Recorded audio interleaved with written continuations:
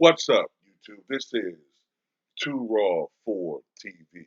So, uh, late last night into this morning, there was a lot of speculation that the former big three of the Boston Celtics, Paul Pierce, Ray Allen, and Kevin Garnett, still had not mended their feud, man. Had not ended their feud and had not mended fences, because of the fact that when Ray Allen came out, he fist bumped with LeBron James, but it appeared that he had either either from how you judge it, he either ignored Kevin Garnett or Kevin Garnett sort of, put in a, sort of maneuvered himself in a position like with his body language, like "Don't come near me," or whatever.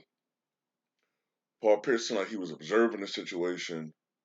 Um, you just hope that this thing wasn't still lingering, man. But this picture right here that Paul Pierce posted on his Instagram finally gives us hope that this stupid, dumb, petty feud has come to an end. Now, I like to think this is what happened. I don't know what happened, but I like to think that this is what happened. I like to think that Kevin Garnett was willing to mend fences, but had not communicated with Ray Allen. Maybe Ray Allen was unsure about trying to approach Kevin Garnett, that didn't want to have some embarrassing scene unfold, so he went to LeBron James, his former teammate with the Miami Heat. Now, from all indications, Paul Pierce, who once was feuding with Ray Allen, had mended they weren't talking terms, speaking terms.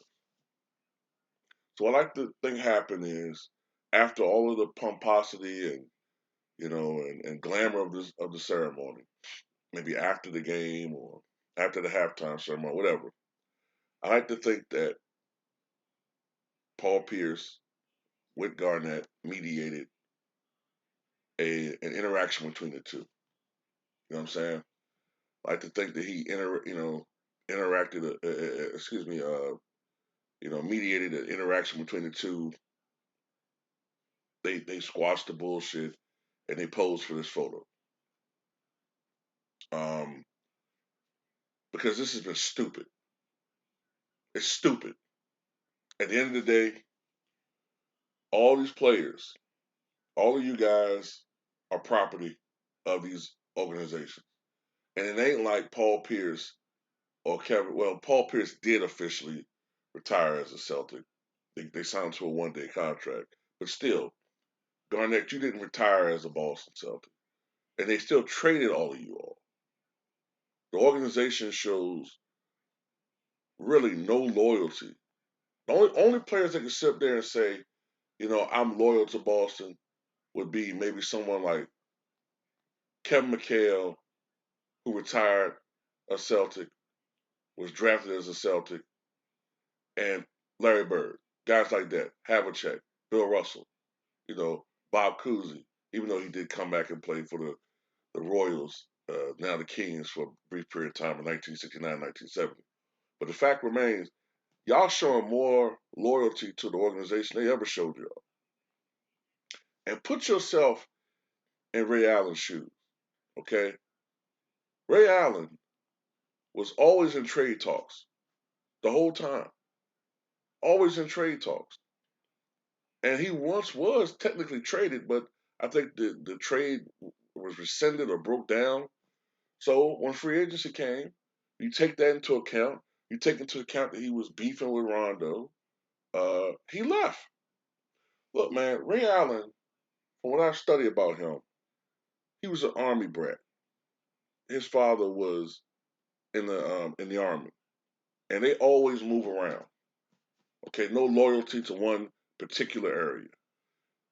Um, he utilized free agency. Miami gave him an offer. He went there. He won a championship. You guys could see that as being disloyal, but at the end of the day, that was his mindset. He chose to go elsewhere. And this is the thing, man.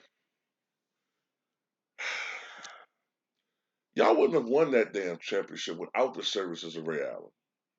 Okay, the one championship y'all did win. When it could be argued that y'all could have won at least two, possibly three. It's possible. Y'all could have won more than one title, but y'all act like y'all a damn dynasty. Y'all won one funky ring. And Doc Rivers almost blew it for y'all with that championship run. I mean, you look at all this happened over the years, man. You see the tragic passing of Kobe Bryant, and you see, what happened to Sean Bradley last year. He's basically a quadriplegic, and you saw what happened to Mark Eaton. And he's healthy, vibrant, older man attending a basketball game. He goes on a bike ride, has an accident, and his life ends. And if it wasn't for that helmet that Ray Allen wore, it's quite possible he could have lost his life last year. Life is fleeting. Life isn't promised to anybody at any given time. It's not promised that we're going to wake up tomorrow. At the end of the day, this shit is stupid. You guys are wasted 15, well, at least 10 years on a petty, stupid fucking beef. So I hope that this shit is over with. Now, the only party who might still be holding on to this beef is Rajon Rondo. But you would think, man, over time, people mature, move on. And look, we're in a different age now. Players utilize free agency. Uh, now on the one end, I'm all for loyalty. I'm all for, when I say loyalty, I mean to your teammates. Uh, but at the same time, like I said, the organization were never loyal to him. Like I said, Rondo was always, and Rondo at that time was a young pup. Rondo was always giving Ray Allen issues. Ray Allen was a veteran and deserved more respect than that. If anything, y'all should have sat Rondo ass down and said, "Look, hey man, uh, Ray deserves more respect than what you're giving him." But you didn't do that. From what I've read and heard from people around, y'all never did that. So he did what he did. So at the end of the day, I just hope that this shit is over with. It was like a dark cloud hanging over, that era. You know, uh, and I know what it is.